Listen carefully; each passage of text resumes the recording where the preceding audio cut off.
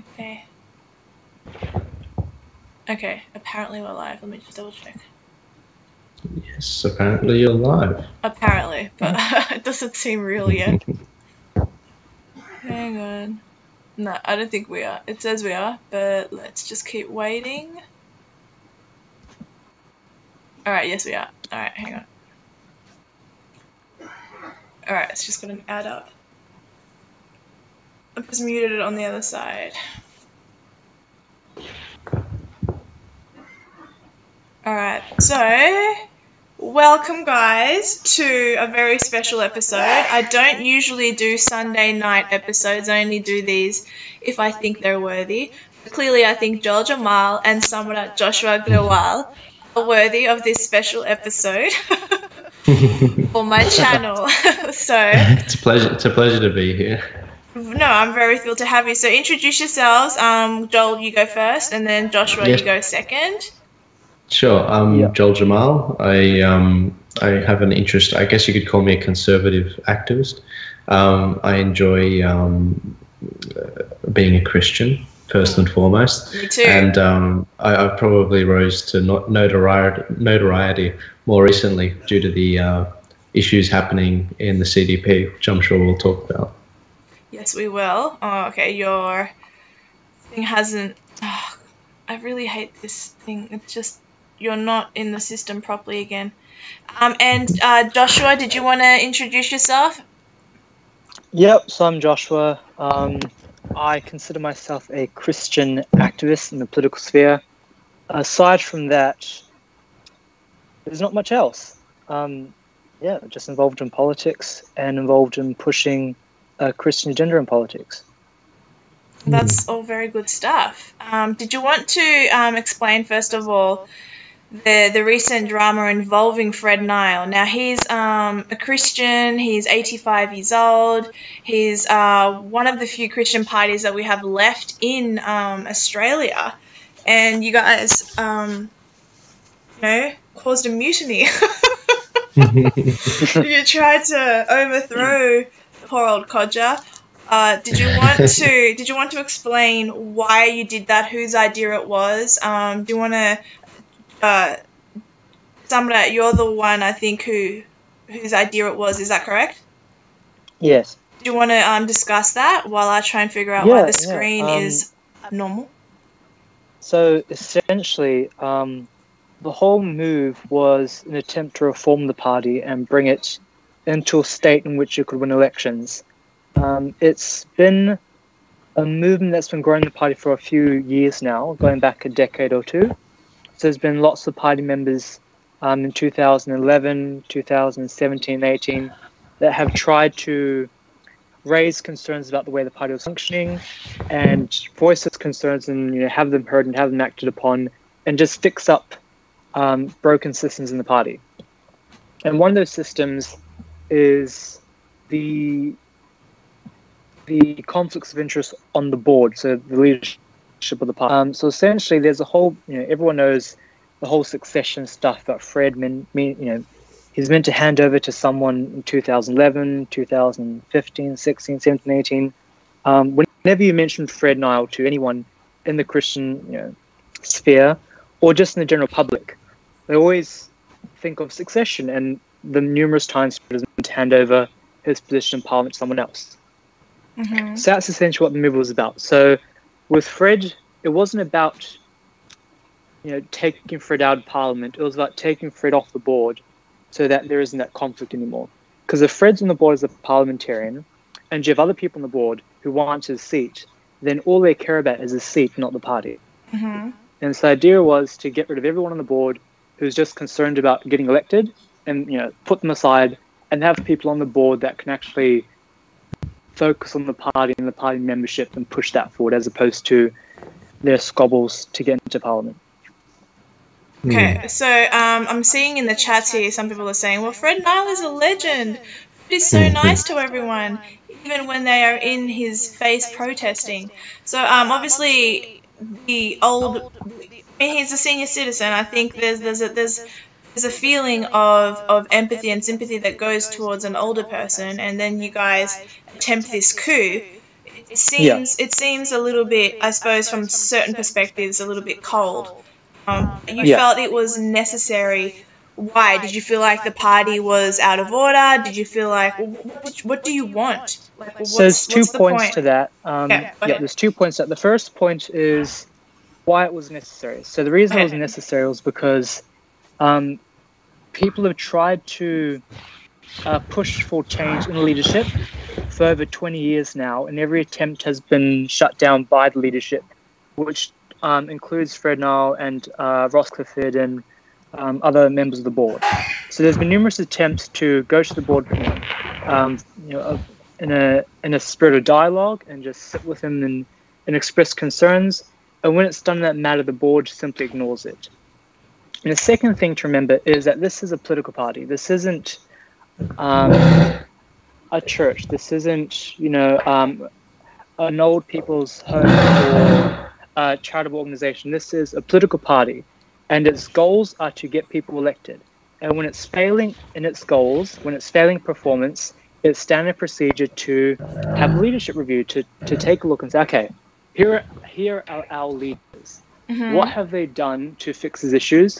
And if they are not fixing these issues, then we obviously need new leadership. So it's not about removing Fred from his position as a parliamentarian. It's about removing him and other people who aren't effective in leadership roles on the board from the board. So when we look at the Labour Party, okay, why did the Labour Party sack Phil Shorten as leader? Because he lost the election. Mm. Why did they sack Malcolm Turnbull? Because he was losing polls. And it wasn't that they sacked him from Parliament; it's that they sacked him from the leadership of the party, so the party can move forward. But still, you're saying that he could still be collectively involved, but he just would no longer be the leader of the party. Yep, he wasn't leader of the party in the first place. His position was deputy president.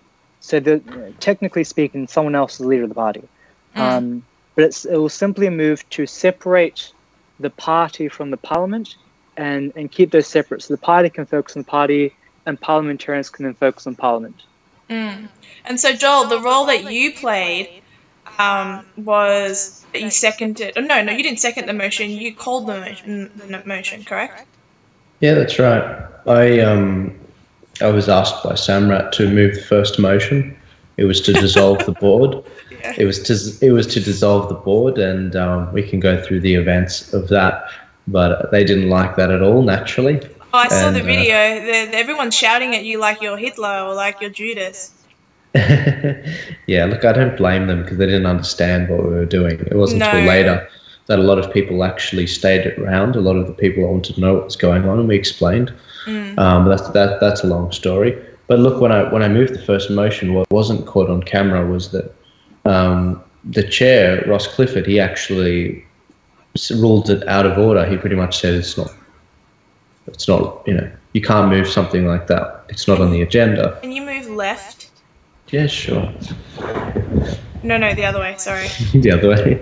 Yeah, there we go. Sorry, okay, beautiful. That's all right.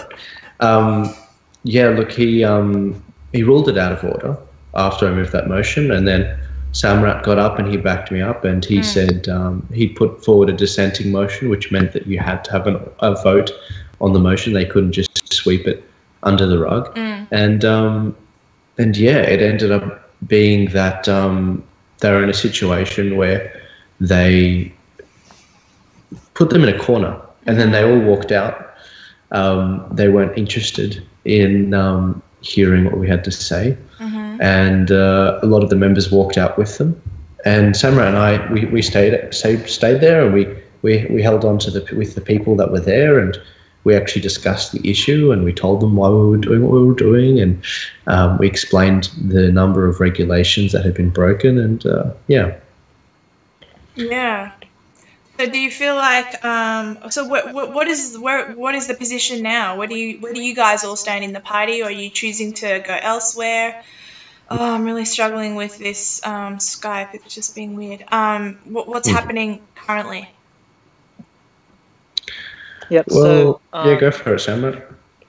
By and large, the majority of party members who have been trying to reform the party and push for change and push for a performance increase so we can actually win elections they tend to resign after every move to reform the party. So in 2011, you had 3,000 people resign and form the Australian Christians. They split off. In 2015, about 200 resigned. In 2018, about 50 more party members resigned. And then after this move that we made, we had another 50 to 100 people resigning. So it seems to me now that everyone who actually cares about winning elections and actually cares about advancing the Christian voice in Parliament has abandoned the party. And the leaders of the party have made it clear that they don't want to change, don't want to fix up any issues, and they would rather be the captain of the ship while it sinks than pass the ship on to someone else who can actually drive it to a coast and salvage what they can from it. Okay, so are you suggesting that the Christian party isn't Christian, or like that there's an issue that they're not doing anything? Like, what do you want them to do? Do you want them to? What do you want happen? So after the move, trying to figure out how we can bring the party forward, we essentially came to the conclusion that even if the party leadership did change, even if miraculously, we had some Trump of Australia, rise up in the CDP and take on leadership there, that the party is so far gone due to the damage the leadership has done to it that no one would vote for it ever again. No one would look at it and be like, oh, that's the Christian party I want to vote for. Because currently? You're saying that currently? Currently. The brand is so absolutely stained that there is nothing anyone can do that could possibly revive the party branding. If you talk to any Catholic, any Protestant, any Pentecostal, any Orthodox person, if you go out to the streets and just ask Christians, what are your thoughts on the CDP? Their immediate reaction, the response they have is, oh, that's an un-Christian party of hate. That's a party of backstabbers. That's a party where people break their promises and deals. And that's, if the Christians think of that, how's the party going to ever revive itself and win any elections when its own base thinks so lowly of it? I'm sorry, I'm really having a lot of difficulty. I don't understand, but I'm trying. I shouldn't have to be editing whilst I'm talking to you guys, and the screen keeps moving. Like, Joel's head is going all over the place. So if you guys just give me a second while I fix that. I don't know what it's doing. I don't understand. I'm very sorry. This has never happened before. I don't know what it's doing. This is not professional. Just give me a sec. That's all right. Samraat and I can keep talking if you like. Are you sure? Yeah. Absolutely. I want to keep talking. Just to keep the ball rolling. So what is your opinion, Joel? What was the party not doing? Like, does it not represent pro-life values? Does it not represent hold on immigration? Like, what makes it, in your view, not worth people wanting to vote for it again? Whilst I figure this, I'm not even looking at the chat. That's all right. No, sure. No, sure. Samraat and I, we're in agreement. Fred Nile has made a remarkable contribution to the Christian ethos of New South Wales and Australia. That's beyond a doubt. The guy has kept abortion at bay, along with the rest of New South Wales. We're the last state to fight it off, really. There's a reason for that. He's been doing excellent work for 38 years now. The guy is going to be 85 soon. And this is the problem. The best thing that the CDP, Christian Democrat Party, for those that don't know it, the CDP could produce for the 2015 election was an 84-year-old man. Now, this is the problem. There's no fresh blood in the leadership. They weren't training up younger leaders. And when we say younger leaders, we're not talking about ourselves. We're talking about people older than 35 and younger than 60. I mean, Fred's 85 now, and this is the thing. We know we're under no impression that we could think that we could lead the party to a bright new future. We're not that naive. We are naive, but not that naive. And this is the funny thing. Everyone in the first media storm following June 1st, when we first moved the motion of no confidence, everyone was accusing us of coveting Fred's seat or wanting to kick the old people out of the party. That's not the case at all. The problem was there was a range of issues that were not being addressed. There were numerous allegations of AEC regulations, Australian Electoral Commission regulations being broken in New South Wales during the election. And there are a number of issues related to leadership. And this is the strange thing. We've had a number of candidates. One of them was successful, Fred, in 2015. But unfortunately, Paul Green wasn't successful in the 2019 election we had this year. I think it was May. And this is the problem. Paul Green lost most of his votes to One Nation. Why is that? It's because the Christian Democrat Party is no longer a party to be feared. They're no longer a party that stands out there and really makes some noise. And this is the problem. It's fallen to people like Mark Latham, an atheist, who's often, I think some could argue, is representing Christianity better than what the Christian Democrat Party is doing. Unfortunately, I would agree with that. And look, it has nothing to do with this is not an attack on Fred or the leadership. Here, the problem is it's not about personality; it's about results. It's about performance, and unfortunately, they have not effectively adapted to the 21st century. And as Samraat and I said in the SBS interview, yes, the 10 which minute, I watched. The 10, oh, good on you. Marty Smiley was the producer of that. He did an excellent job. He, as I said, we hope that the history books or maybe even Wikipedia will say that this was a move to reform the party. Bring it into the 21st century, and that's the thing. Samrat's got his wiki page, but me not yet. I'm Make sure your we'll get own. there eventually. I'm not that self-aggrandizing to do that. Yeah. Well done. But yeah, look, this is the important thing everyone needs to remember. In Christianity, we're taught to respect our elders, and we do very much so. Anyone that knows Samraat or knows me knows that we respect our elders very much.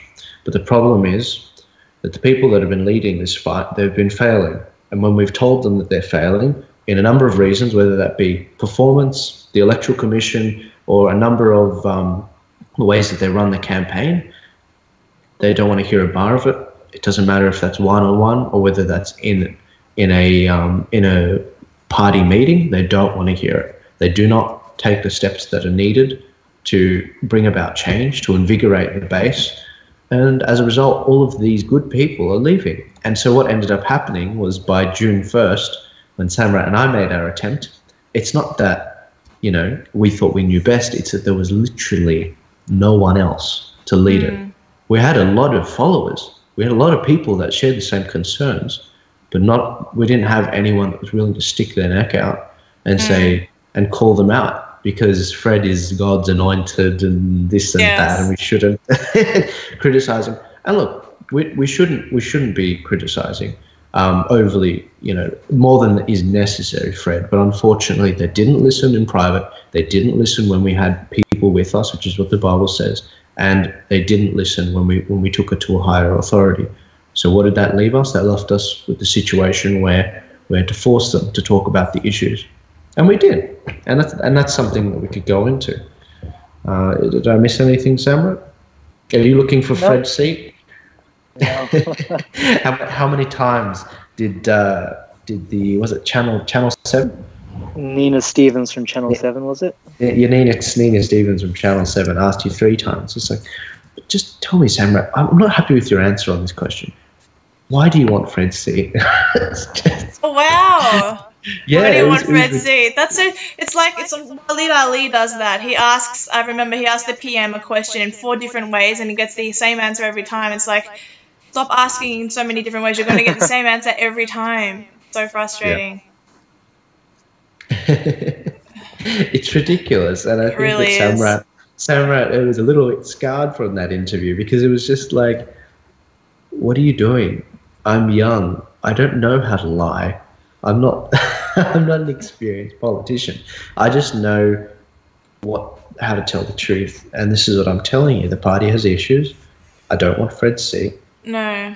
I've got other plans. I'm a young person. There's a million things I'd rather be doing. Me personally, I would have rather been at Bondi Beach that weekend. But I saw something happening. I thought it was wrong. There were a number of allegations of misspending of party funds and the wrongfully running the campaign in a way which broke a number of regulations, which would have landed board members in jail, board members with hundreds of thousands of dollars in fines. And we decided to speak up. We didn't want the people of the Christian Democrat Party to be fleeced. And I think that's fairly admirable, if I may say so myself. You can say whatever you like. No, that's definitely admirable. I'm just joking. I'm sorry. I'm still trying to... I don't know what's happening. Everyone in my audience, I do apologize. I know you can't see anyone at the moment. I don't understand what's happening. It's Earth Hour. That's what it is. It's Earth Hour. I genuinely don't know what it is. It's like I'm figuring it out slowly, but I've been shown how to use the program, and I'm still getting it wrong. I just wish I had Hangouts. Hangouts was so much easier. So what are you looking for in the future, each of you? Samraat, what are you looking for? So you're going to maybe join with a new party? I hear from a very reliable source known as Ricardo Bossi in Sophia York that there's another party coming afoot. Is there? Tell me about it. Apparently. Well, your good old buddy is also my good old buddy. His name is Ricardo Bossi, and he's the future of Australian politics, in my opinion. Ricardo Bossi. Doesn't ring a bell, does it? Have you heard of him, Samraat? Have you heard of him? I don't think so. What's this? I don't think I've heard of him before. Who is this guy? It's just some What random. the hell? Just some random, is it? Australia's next Trump, that's for damn sure. No, I know. I'm kidding. I know Ricardo very well. I know. You guys are bros. I call him the. You call him daddy? No. I say if they call Trump Hitler, then Ricardo is Mussolini. That's what I say. Well, he's Italian. That works. Exactly. He is Italian, Australian born, of course. But the guy, he inspires those that he talks with. He's infectiously prone to just invigorating people into getting out there and doing stuff if he tells them what to do. And it's just amazing to see I've had a chat with him about some of the ideas he's been doing with the Australian Conservatives, and it's riveting stuff. And I hope that, the Conservatives in Sydney, I used to be an Australian Conservative member, but I just hope that the Conservatives in Sydney and New South Wales, they really get behind this guy, because the guy's quite admirable. Yes. I don't know what the future holds with the CDP, but gosh, keep an eye on him. He's going places. Definitely agree. What about yourself, Samraat? What's your views on politics, and what do you want ahead, and all of the above? Yeah, so in the very near future, I don't see myself being involved directly in party politics or as a member of any particular party.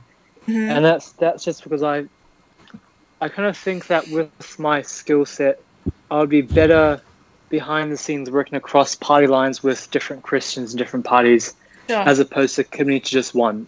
So I am going to be heavily involved in organising different political events next year, but not in direct cahoots with any political party. Oh, that's fair enough. Well, you can't be in direct cahoots with any real party these days anyway. None of them seem... Anything that's a career politician is a bad idea. That's why I think someone like Ricardo Bossi is such a good idea, because he's not a career politician. Fraser Anning, not a career politician. Pauline Hanson used to own a fish and chip shop, you know what I mean? So I think you've got the right idea by sort of, jumping or whatever it is what do you want to do, like consulting or something, or? Not consulting. So essentially, when you're a member of a party, you work for that party and trying to promote that party itself. Mm-hmm. So what I'm wanting to do is work on not promoting a particular party unquestionably, but rather people in different parties who align with the values I hold as well, which means that if you're a Christian, I'll support you, not if you're a Liberal or if you're a Labour guy or if you're in the Conservatives or One Nation. I think it will come back down to the values of the person themselves, and that's what we're looking for, to work with different people in different parties to advance the Christian conservative cause. You Does that both, even make sense? I don't know. I'm not sure. Does that- You both see Christianity as a lost cause these days? as a religion or as a political kind of movement? Political movement. I mean, to an extent, it's not a lost cause in the sense that it's going to disappear and die out, but it is in a downswing at the moment. And that downswing may last a year, may last 10 years or 50 years, but it will definitely have an upswing. But at the current time, it's definitely in a downswing, and times aren't looking too good for Christian politics in the future. This is true. Quite upsetting, actually. Considering we are all Christian, that's certainly not what we want. Yeah, and that's the sad part about it, right? So when you look at the CDP and people say, oh, you know, Fred's done this and that and held the abortion bill at bay, and Paul Green's, championed the anti-slavery bill. The sad thing is, because of poor leadership choices and poor political choices, Paul Green's anti-slavery bill is being dismantled as we speak, and the abortion bill is, undoing everything that Fred's ever fought for the last 40 years, and everything that Christians have kind of fought for in New South Wales politics and federal politics is just being completely undone because they didn't understand how to kind of secure the gains they made. Yeah. What do you think? Christianity as a political movement. Yeah, I mean, in it's Australia. I don't think it was ever meant to be a, Christianity as a party. Politics is very ugly. Like, yes. you can't run your party like you would a church, No. which is how the Christian Democrat Party is run, for the record, and think that you're going to get any positive results in the long run. I don't think it will never be a major force. It just doesn't. Correct me if I'm wrong, Samraat, but the Christian Democrat Party has been getting a solid 3% average across the last few months. Across the last 4 decades. And this is the problem. They've never sort of strived for excellence, never strived to be something more than just getting Fred Nile in. And this is the problem.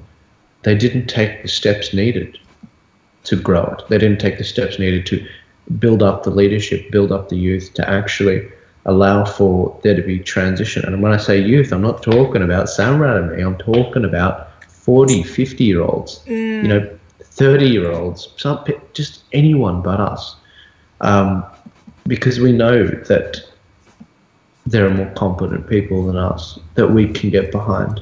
And, for the Conservatives, for example, Ricardo Bossi is certainly one. He's a standout. He's stellar. Definitely. But this is the thing. Where's the Ricardo Bossi of the Christian Democrat Party? And that's the problem. This is the problem. And we weren't trying to take power for ourselves. We were trying to make way. Because, you don't apply for... you don't stop by a motel where it doesn't say there's any vacancies. We were trying to create the vacancy so that the Ricardo Bossi of the Christian Democrat Party could step up and be that person to jump in. But this is the problem, that there is no vacancy, and no one wanted to give up the vacancy. And so look, this all sort of I don't think we've covered this yet. This all sort of blew up a couple of weekends ago on the 10th of August, when we had a meeting of the Christian Democratic Party. There was 100 members at this meeting, and essentially we discussed these issues. We debated whether the executive should be dismissed on the basis of performance, because they haven't been doing a great job. And that was evident with Paul Green's failure to get re-elected in this year in the New South Wales state election. Mm-hmm. And this is the problem. We can do better. We know we can do better. We know there are very competent people in our country, in New South Wales, in the Christian, as a Christian voice, that can make a very big impact. But unfortunately, the leadership have tied the hands of the competent members and often thrown them out. For example, we had a member, her name was, she ended up leading a coup at the end of last year in the 2018 AGM. It failed. They squashed it. They didn't listen to her. And she ended up going to One Nation. Now she's Mark Latham's staffer. Chief of staff, rather. Now, if Mark Latham can find value for a lady like that, what the hell was she doing in the Christian Democrat Party, not being fully utilised by the leadership? Now, you tell me whose fault that is. That is purely the fault of the leadership, because how many competent people have gone in and out of the Christian Democrat Party? Canada's Australia's national president was a previous CDP state president who got booted because he didn't get booted. He left because he saw the issues in leadership. Then you have Family Voice Australia. Their national director, Greg Bondar, was another CDP state director who left the party after just getting a bit disillusioned by the horrible leadership. There's countless more other parties that great people who have so much potential that have just been squashed by an incompetent leadership that have gone on and just built up other parties and just done their all in those parties that have actually opened their doors, opened positions up and said, hey, you've got the skills, we need it, you can exercise your skills here. And they've all gone to there. They've gone where the opportunities are. I'm going to quickly go through the chat. They seem to be very patient with me. You look really stretched out right now, by the way. I'm really sorry. I don't understand what's happening. But let me go through the chat and see what their questions are, okay? Sure. Which you changed? What will you do differently? Which you change policy? Which you change? I'm not really sure what they mean by that, but I think. But let me just read the question. Just right. Yeah, sure. Which you change policy or social position or present the party a different way? I don't think that was asked correctly, but did you get the gist of it? Yeah. So I think the question is, would you change policies? Would you change kind of the way the party projects those policies? That's what I understood. And that's that's a great question because the party has spent almost $50,000 in total going to organizations like McCrindle, which is a kind of an analytical survey company, and getting surveys done and analytics done on why the CDP isn't getting votes. And the number one cause of that was that the party's policies were fine, but the party kept pushing everything with negative speech, which is instead of saying we are pro-life, the party would be like we are anti-abortion. Instead of saying we are for traditional marriage, the party would be like we are against gay marriage. And the party always comes across, according to the survey that they did, and it was a survey of Christians, not a survey of secular people. The party comes across in the Christian world as one that just reinforces the negative aspects of Christianity, using negative language, always using hate and being overly aggressive and stuff, as opposed to using constructive language and flipping it and making stuff less about condemning or more about here's a better policy, here's a better way we can move forward as society. We should support traditional marriage, not go on gay bashing with our Bibles. And that was the biggest thing. That was the biggest thing that the report came back with. And the party's going to do another report this year, which will yield the exact same results. And the effect of that will be nothing. The party won't act on it because the party doesn't care. They just like spending money on reports they don't do anything with. And so that's one thing that would have actually changed is when we go to the experts and seek advice and they give us advice, we will actually follow the advice. And that's what we're trying to get the board to do, to follow the advice of the experts who told us how we can get more votes.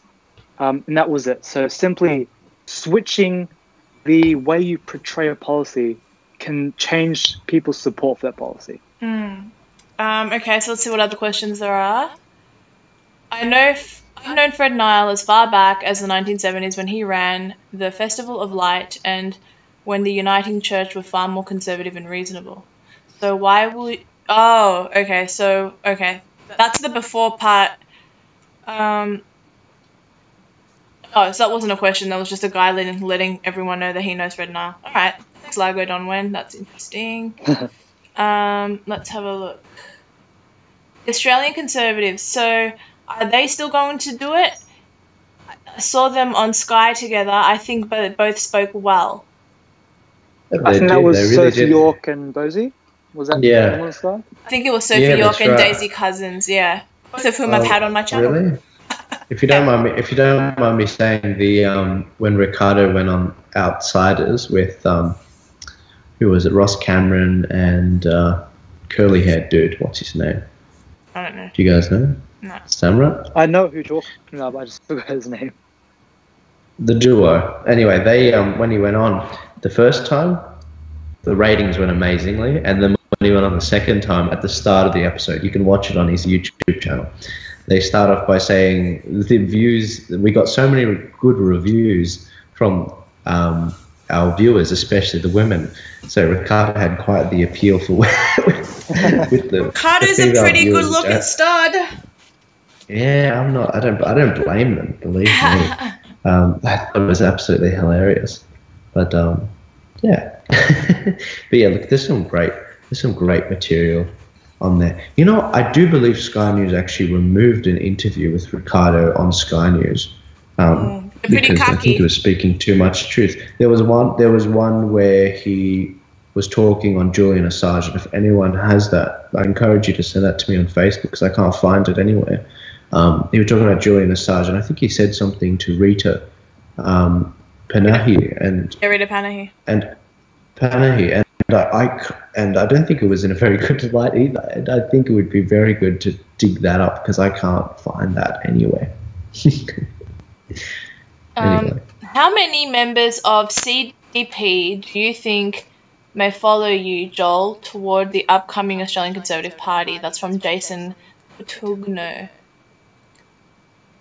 I don't think I ever said that I was going to join the Australian Conservative Party, but I don't think you did either. I think he's just curious. But he raises a good point about membership, which we haven't said. There are 700. Last we checked, there were 780 members as of August 10th, which was the last meeting we had of the membership. Since that meeting, over 40 members have left the party. For perspective, sorry, let me interrupt. For perspective, in 2011, the party had almost 5,000 members. Then 2018, it went down to 1,000 members. And then at the most recent August meeting, it went down to 750 members. And so you can see a massive downward trend of just utter and complete membership death. Yeah, sorry. And again, to bring that in perspective, if we're currently at 740 members, guess where we get deregistered at in New South Wales? 700 members. If you don't have a parliamentarian, you get so if it's regardless of whether you have a parliamentarian or not, you get deregistered as a party at 700 members if you drop below that. And the Electoral Commission of New South Wales see that. And that's the stark reality. On the 10th of August, we tried to tell them about the performance issues and the attraction issues. And we were met with tribalism, rebuke by talking about and criticizing God's anointed, Fred Nile, and their leadership. We were accused of causing division, which is absolutely not true because you organized a coup. I mean, who cares? Yeah, well, I mean, to an extent, of course, it was divisive, which is inevitable. But this is the thing: we forced them to have discussions which they haven't had for decades, and that's unusual coming from an 18-year-old and a 22-year-old. When we first started this, Samraat's currently 19 now, but he's a growing boy. Oh dear. But look, with regards to the debate that we had, Silvana Nile, Fred's wife, she accused us of causing division and being the reason why the party's doing terribly, and And it's just completely not true. They wanted to blame divisiveness completely on us. Samraat and I, It's as a I scapegoat.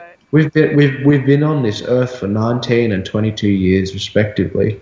They have been running the party for 38 years. Like, come on, guys, you got to work with me here.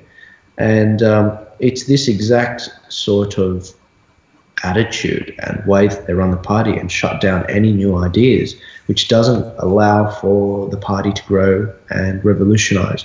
And to an extent, there are a number of parties in a very similar situation. The Liberal Democrats, if you look at they had a member, David Leinholm, didn't get elected, and now they're currently going through a similar situation. I would say it's a little bit more verbally violent than what we've been seeing, believe it or not, from what I've heard. And on top of that, the Australian Conservatives, they're also going through some change. And this is natural following an election.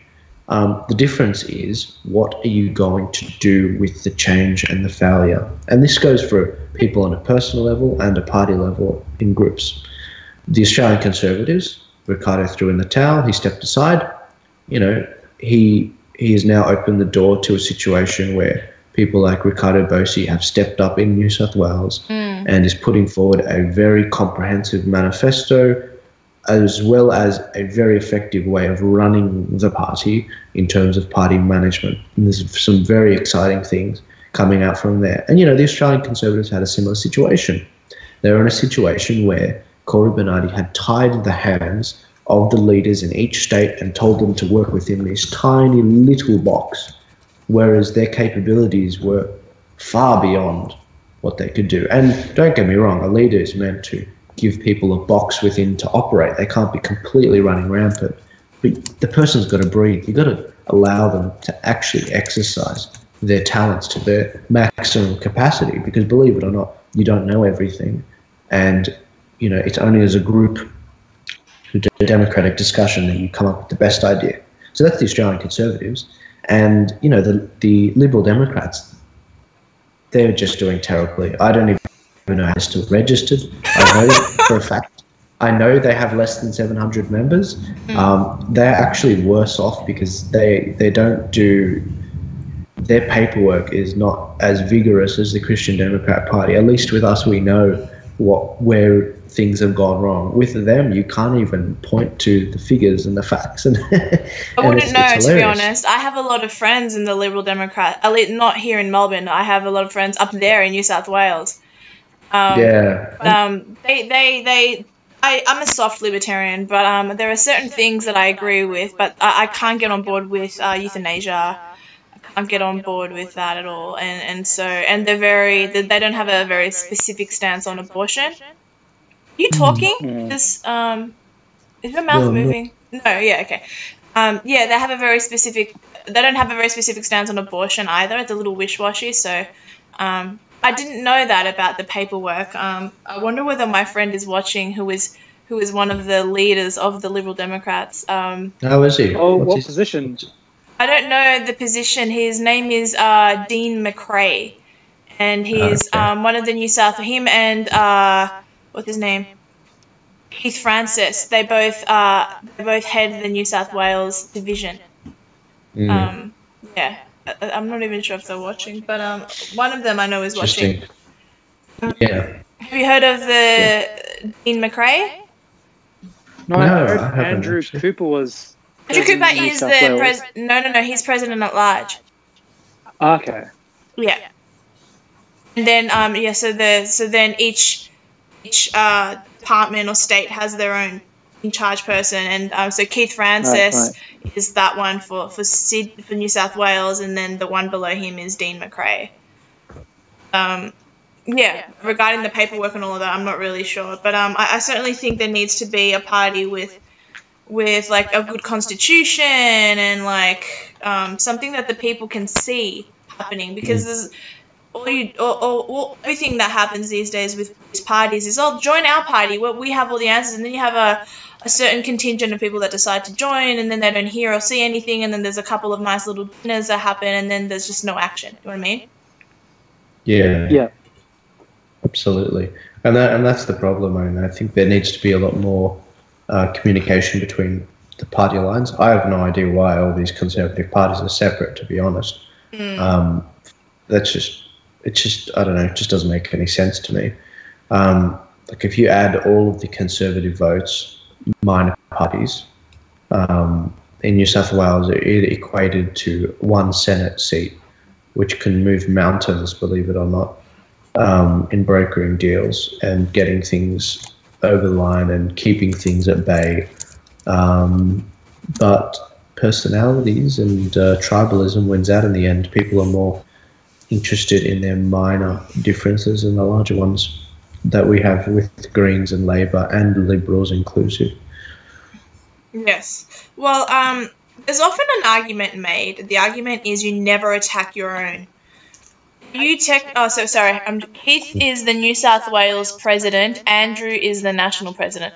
There you go. Okay, that makes sense. Yeah. Yeah. So Dean, where do you fit in everything? He's right because he's in the chats. He's my friend. Do you, Dia, Joel, and Samraat have an opinion on the Rise Up Australian Party? I think they have a fair few good ideas. I'm not going to comment because actually I don't know enough about it. If you guys have an answer for that, then go for it. I've heard of Rise Up Australia, but in my experience of them, they don't have the kind of numbers behind the movement that they're projecting out there. So they're much smaller than they're making it out to be. And I do believe they're much smaller than the CDP, which is already pretty small. So I don't, aside from the fact that they're just tiny, I don't know too much about them now. Apparently they're deregistered from what I'm reading in the comments. It'd be interesting to see what they're going. I don't know a thing about Rise Up Australia. I really don't. Yeah, be interested to see what they do, but you know. Yeah, Dean said that he is the General New South Wales State Executive Member. I don't really know what that means, but it sounds important. Oh. Probably just a board member. Sorry, dude. All right, let's go through more of the questions. Oh, that's what I was saying before. You never attack your own. It's a common rule among the right, at least. You never attack your own, even though it does happen a lot anyway. So technically you guys have attacked, it's not like you've done a character assassination of Fred Nile. It's not like you've said anything horrible about him, but you've technically broken that rule. Does that sit well with you guys, or is it fine because you're more so trying to deconstruct an idea rather than a person? Well, I mean, you can't really attack something that's ineffective. So you can attack something that's ineffective to make it more effective. And look, what that rule, if someone were to say that to me, perhaps a CDP member, well, then I would say that this is the problem. You guys, you treat Fred like he's God's anointed. You don't criticize him because he is not perfect. God knows he's not perfect. Not even the Pope is perfect. Only Jesus is perfect. And this is the problem. We only get better ideas from talking to each other, discussing things, developing the best idea.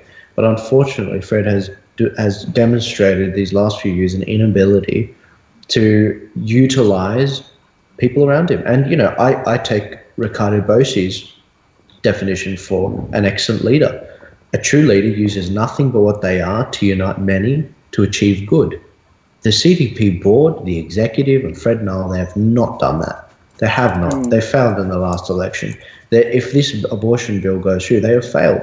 And if it doesn't go through, you know, to what extent did they even help it, keep it at bay? And this is the problem. It's been people like, you know, Mark Latham that have been stepping up. It's been people like Martin Niles, God bless him, that have been stepping up. And the churches. I mean, I don't know if many people know this, but that march that we had in Sydney with all those Christians there was 11 different denominations there, and each of them agreed before the event to bring 1,000 people. Now, do you think any of those churches are talking to Fred Nile? Because I don't think so. Because I think over time he's done amazing things. Don't get me wrong, but he has demonstrated the inability to cultivate a lot of these relationships, build it up, and build a party up. And I think that it's evident as seen in the party membership numbers. No one wants to touch the CDP. And to be completely honest with you, I probably wouldn't have been involved with this at all if not asked by Samraat once he told me the wrong things that were going on, and I just couldn't look away. Oh, okay. That's fair. Is the guy that you were thinking of with the really curly hair Rowan Dean? Yeah, that was Yep. Rowan Dean. Thanks for the correction. Cheers. He's a good lad. He's one of the only 3 people in New South Wales, in Australia rather, that actually predicted the last election. He's a legend. Him, Alan Jones, and one other. I can't remember who the other one was. Let's just hang on. See what It's all right. else is in the chat. Alright, so let's have a look. In one respect, it's a good thing that Lionhelm didn't get elected in New South Wales. Not only would he have supported, but he would have co-sponsored the abortion bill and the forthcoming euthanasia bill. It's from Lago Donwin. I don't know why he thinks that, but I'm sure he has more information than I have. So, do you guys agree? Yeah. I don't know. I think it's. I think the guy.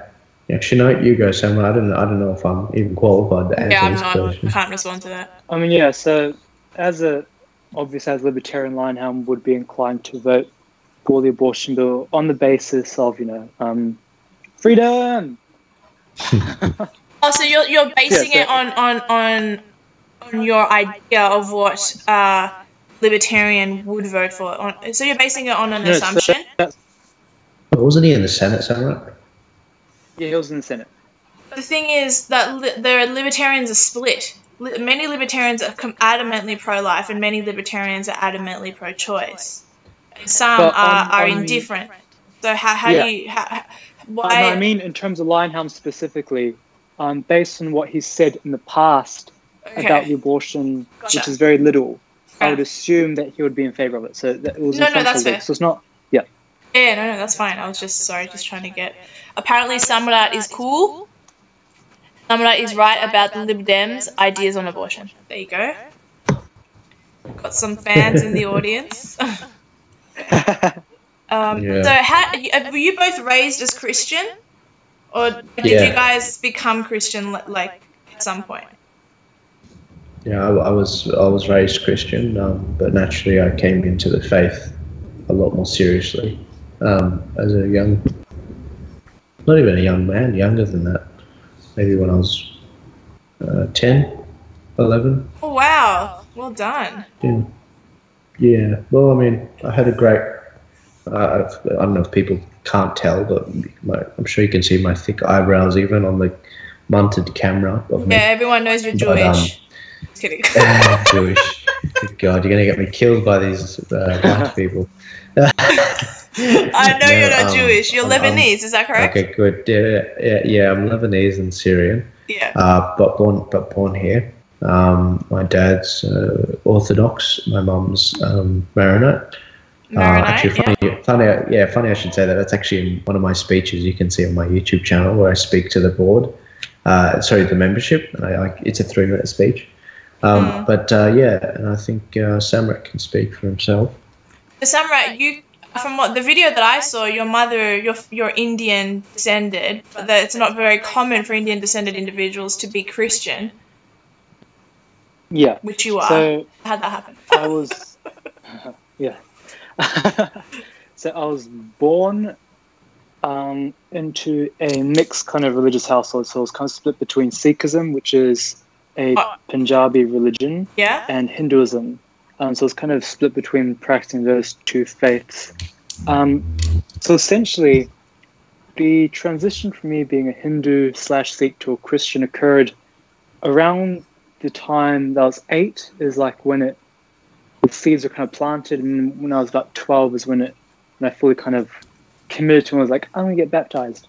And it kind of comes from when I was younger, I went through very, very, not as bad as like people in the Middle East and stuff, but I went through like horrible psychological and physical abuse and had a really, really broken childhood. And then comes a typical Christian experience stuff. So then I was encountered with God along my childhood that led me to becoming a Christian. So was that okay with the Sikh side of your family? No. No. My dad told me if I got baptized, he would disown me. So I did it anyway, and he disowned me for a while. And then eventually he spoke to me again and was like, hey, what you doing? Yeah, it wasn't very nice. Oh, I'm sorry. At least so he's back. They see a positive Yeah. change, because the thing that I think, and I don't mean this offensively to anyone watching, I don't mean this offensively at all, okay? So I often get comments when I say these sorts of things. I'm going to say it. People who are true Christians, you know, because there is such a thing as a true Christian, despite the fact that that's offensive to those who proclaim that they're Christian. A true Christian is transformed, right? So Yeah. I know you guys know that, but like you guys are very, and again I mean this with respect, you both are pretty normal people, so no one would really see it. If someone who was a full-on like drug addict, Satan worshipper, then found the Lord and saw that change from within, that's a very good testament that there is a God, there is a Holy Spirit, that there is a transformation that occurs. But you two were relatively, I assume, nice, normal kids who just happened to find the Lord, and then obviously there is a spiritual change. But I don't know you, so I don't know what the changes were. But did your family see changes in you from how you were to how you are? So for me personally, there were two kind of changes that occurred. The first was the typical spiritual change, so kind of shifting from me being kind of psychologically messed up as a child and stuff, to just being a bit more grounded, and faith kind of bringing me back to reality and kind of keeping me grounded and focused in life. That was the kind of first change of finding purpose, so being purposeless to purpose, the normal kind of Christian thing where, you know, someone comes to faith because of a problem.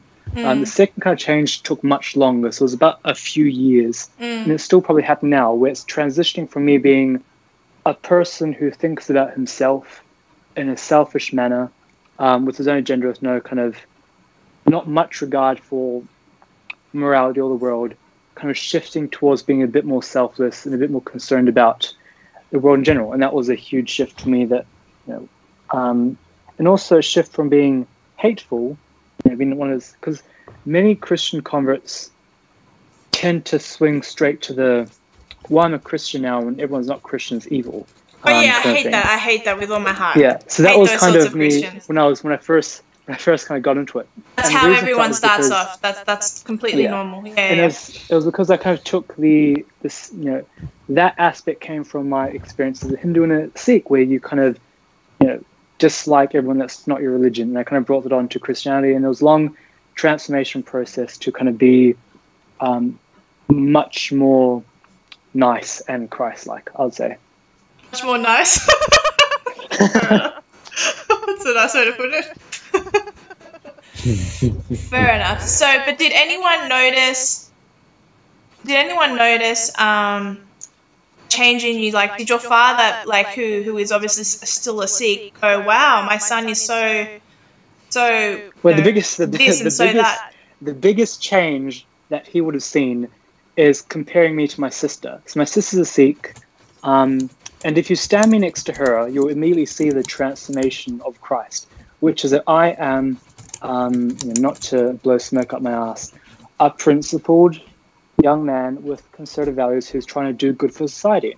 And then she is, and this is not to step on my sister or anything, a very, very animated, raving feminist who's pro-abortion, pro this and pro that, and is very indulgent and decadent. And who is your it's sister? A very different, my sister, who's who didn't go through the process. She's a nice person, like, of course. But lefties aren't we don't want them dead. We just want them awake. We want them to wake up. Crusade in their blood. But yeah, so that's probably the biggest flaw. That don't we want them dead? Joel, your family. That's a secret. Well, you're half Maronite. So Maronite, for those who don't know, is just another word for Catholic, correct? Yeah, if you want to stir a few Maronites. I'm not Maronite myself, but yeah. No, I know. I trust me. I'm fighting with people all the time online. I got into an argument with a lady the other day saying that Catholics aren't really Christian. I mean, they are Christian. They're under that umbrella, but they're not. It's definitely a different format. What they believe in Mary, and so do Maronites, don't they? Yeah, they do. They pretty much worship her. So are you different to your parents? Different to my dad, my mum rather. I'm Does probably it more bother like them? my dad. But no, not really. No, they're just like, you do you, as long as you're Christian. Love you. Yeah. Fair enough. Baptized. You know. Are you baptized as an adult? No, we do it as babies. We did it the Orthodox way. We did it as babies. No, that's my point. Okay, so I don't mean to get into a theological debate here, but I was baptized as a child. I was technically, the word is christened. I was christened as a baby, but one could argue from the Catholic perspective that just doesn't mean anything. Why would a parent can't make the choice for a baby? Like, you have to be. That's why I am more Protestant, because the Protestant view is like you choose to baptize as an adult. Make the choice. Yeah. So do you understand what I'm saying, Samraat? Yeah. Have you been baptized as an adult? I haven't, but have you? No. So it was. So the choice itself was made when I was 13, I think, and that's when I chose to become a Christian and get baptized. So you've So it been. wasn't. So I wasn't baptized as an adult, but I did make the choice to be baptized, as opposed to, someone like that's 3 or 4 that's been christened, Sure. that's not actively making a decision. Okay. Well, see, I was christened, and I find that dumb that I was. I find that whole practice stupid. I hope I offend people with that one.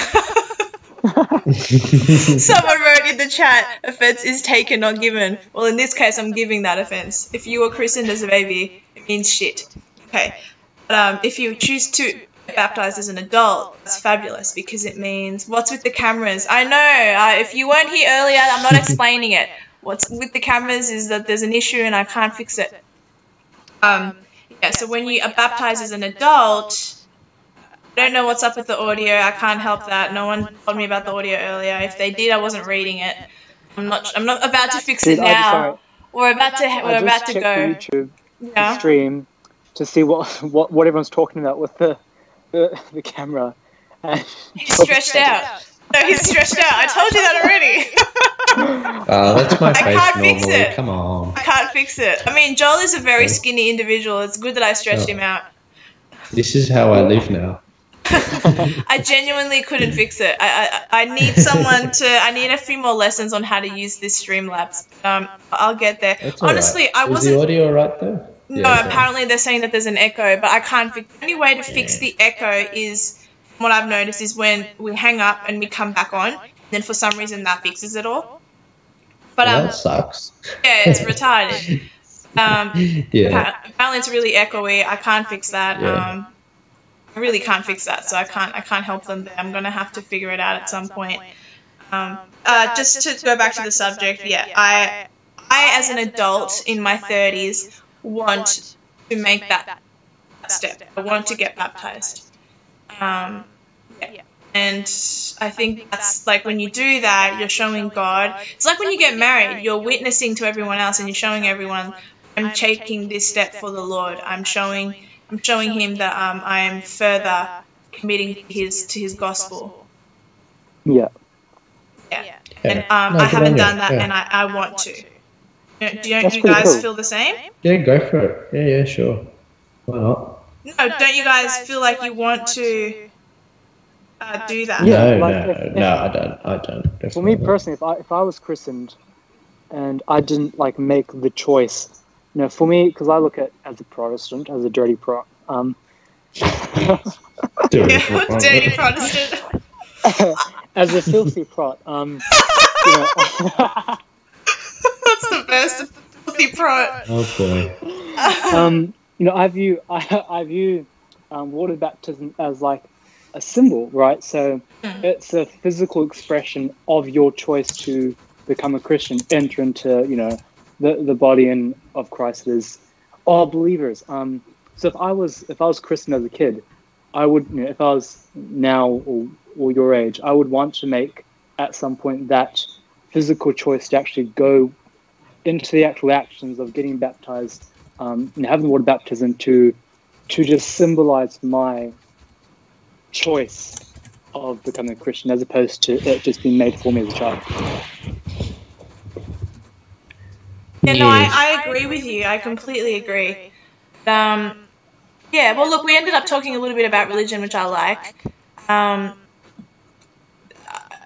But I think for the most part, we've covered everything that I wanted to discuss. I'll see if there's any more questions in the chat, but I don't think there is. Benjamin Molesworth, the argument with child baptism. Oh, okay, so this is on baptism, not politics. The argument with child baptism is that is that circumcision was done to male children without their choice, but I don't see any direct biblical argument for it. Exactly. That's why I'm not for child christenings. Yeah. Asha Logos did a video today and mentioned how the Northern Europeans initially had a different take on Christianity. European Christianity is extremely different to the Christianity that was started by Martin Luther, which is more Protestant based. That's why Christianity has such a huge problem in Europe, because Christianity is the superior faith if it is Protestant in nature. If it is more orthodox in nature, it's going to fail. What do you guys think? What, can you repeat that, sorry?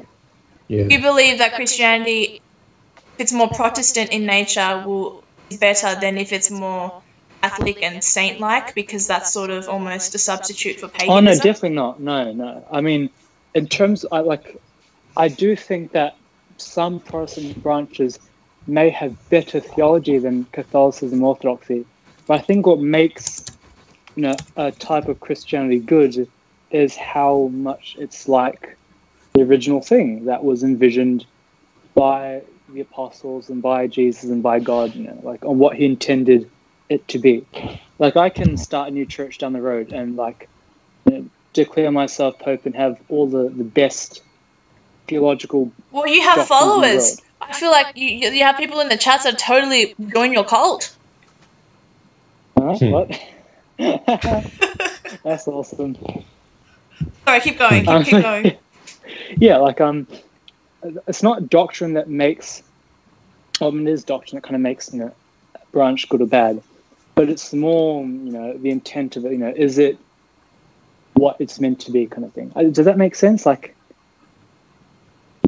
Yeah, that does make sense, absolutely, to me. It's more about the content of it, not whether it's Orthodox or Protestant, because I know lots of charismatic Catholics who are very, very different from normal Catholics. Of course. And I think they've got the good stuff, right? Yes, they're Catholic, but they're closer to what I would think Christianity was meant to be when the apostles kind of envisioned it and stuff. So it isn't about whether or not they're Catholic, it's about where they got the good stuff. I believe that when we go to heaven, we'll probably see Catholics there, because I do believe that in Christianity there are many genuine, authentic, saved Catholics who are using, who believe that Jesus died on the cross for their sins, and that leads into the Catholics that pray to the saints, the Catholics that pray to Mary, they won't end up in heaven. They just won't. But those who focus on Christ. I'm on the fence that one Sorry? Oh boy. I'm on the fence to that one because I. You can't pray to a saint. I hold the opinion, that you can't pray to a saint. I don't know. It just really. I feel like I'm just stabbing people in the chest when I say that praying to saints is bad and you shouldn't do it, because there's so many people that do it. Hence why I say it. I say it to my family in Colombia all the time. Oh, really? I don't care. Oh, my goodness. They're South Americans are the most, Catholics there are. Hence why I tell them, because I'm a non-denominational Christian. Oh, it is my duty as their family member and as a loving believer to inform them that what they're doing is wrong. Yeah. Yeah, I mean, I don't do it in a bitchy way. Yes, I know. Yeah. I mean, I'm probably abrupt. Sure.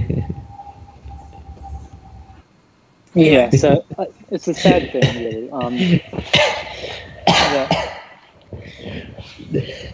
Yeah, I mean, theology.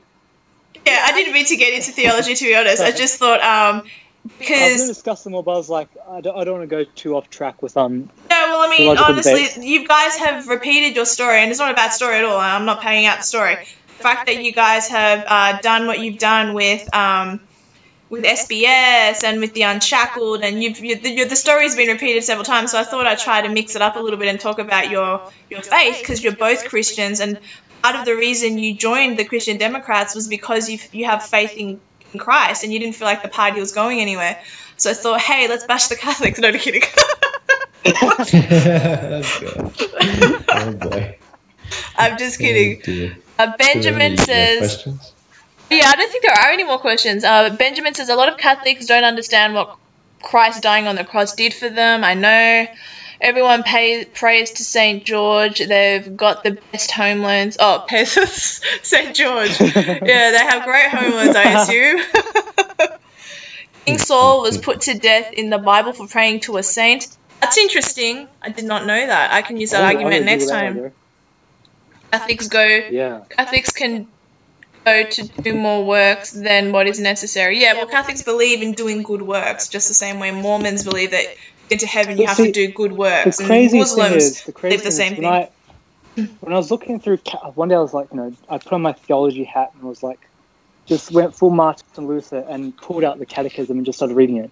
Mm-hmm. And one thing I really found a bit shocking was that on the issue of works versus faith, lots of Catholics don't actually understand what the catechism actually says about it.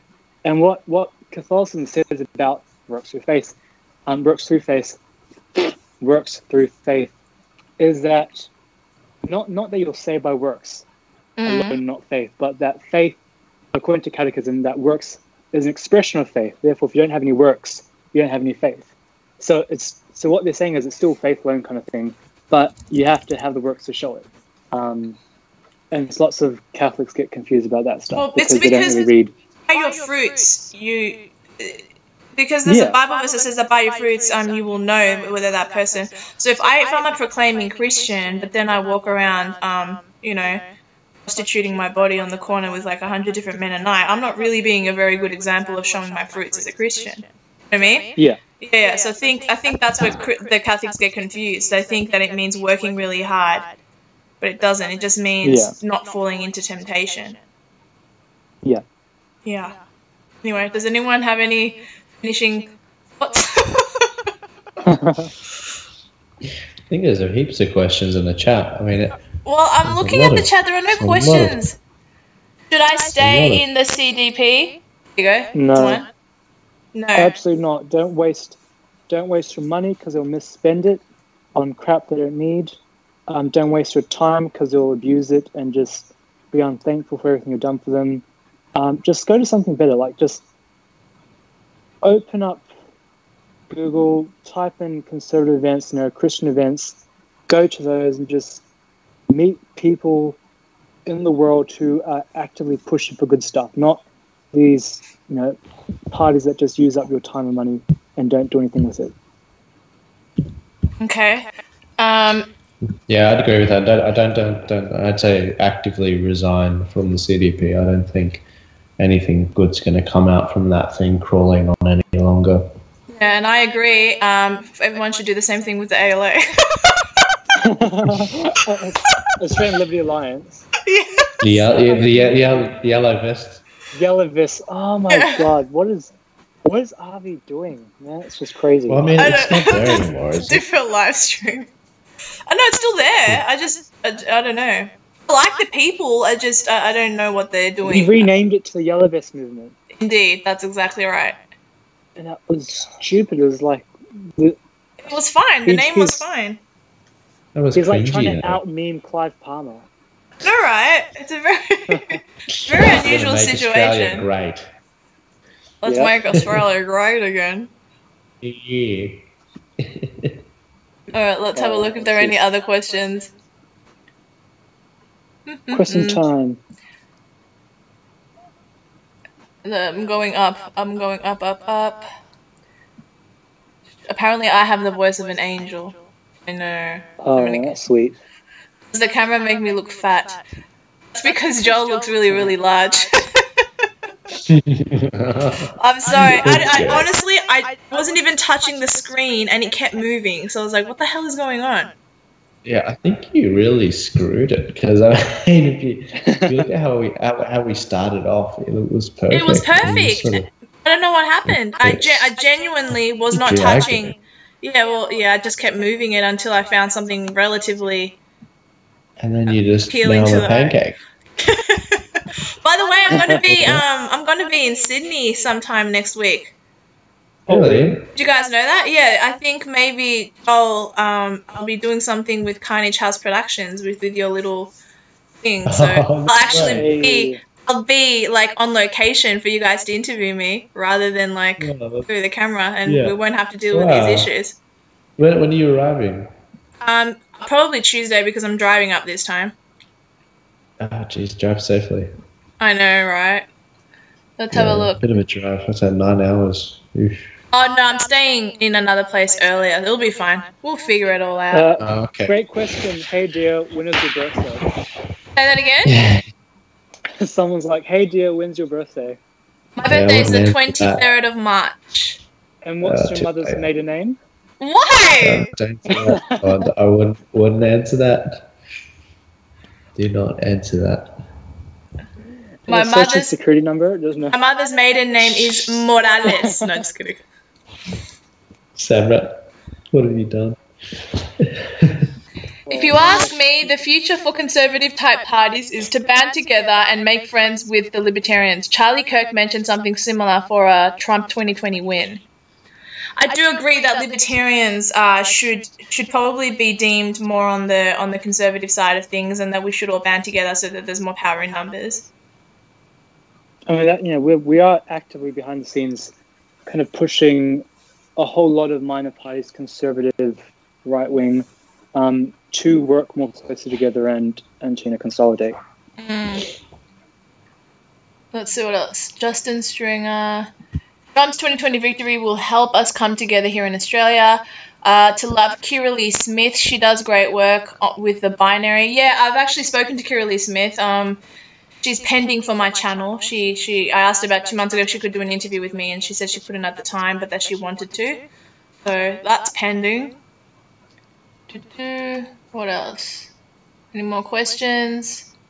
Bauer bombed at the federal election. If people aren't voting for the CDP, they didn't vote for Bauer either. Who? Bauer? Bauer? Bauer. Oh, how do you spell that? Bower. That's from Lago Don Wen. Don Wen. No idea. Good old Don Wen. Yeah, I don't know. I'm sure that was earlier on that he wrote that, so I'm sure he wrote it for a reason. Mm-hmm. Then he wrote that plenty of churches like Bowers. The Anglican diocese in Darlinghurst has links to Get Up. I'm not really sure what they're talking about. Oh, we're getting into conspiracy theories. Any Christian? I haven't seen any more questions. No, I'm going up, that's why. Any Christians like political rainbow flag waving sort of Christians? Example, Bauer. Oh, Rod Bauer. Gotcha. Rod Bauer. They're talking about that ridiculous Anglican Pope who's a moron and believes that, Islam and Christianity should share churches together, and, there are probably 72 genders as well or something. I don't know. Yeah, that's not a good idea. No, that's not a good idea at all. Uh-oh, I'm echoing. I can hear myself in my ear. Do you want to call her there? Yeah, well, I think we're good. We've gone for over an hour. That's good. Okay. I'll probably see you guys next week. Definitely Joel, I'll see you next week. But Samraat, you're always... You don't want to see Sam. No, not really, but I mean, I'm just trying to be polite. Ouch. Samraat's now going to cry himself to sleep. You don't realise what you just did, do you?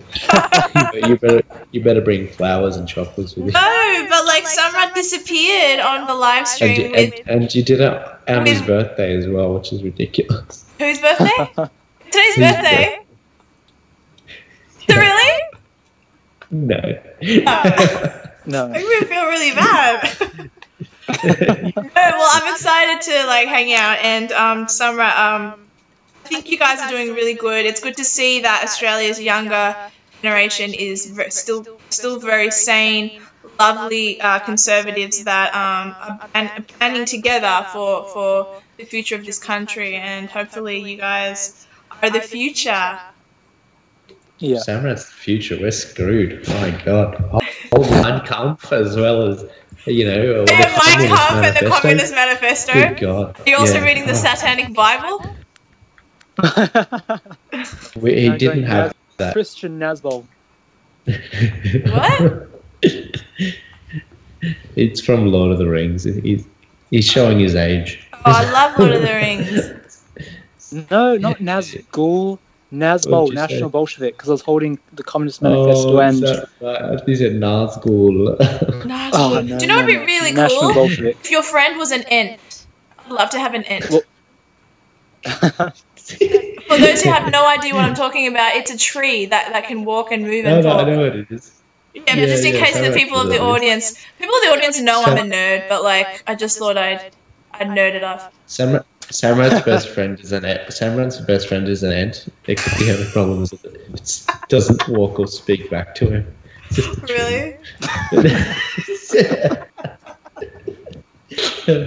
Anyway, It's really funny. this has been a pleasure, dear. Thank you for having us. Yes, I'm so sorry that the quality is bad.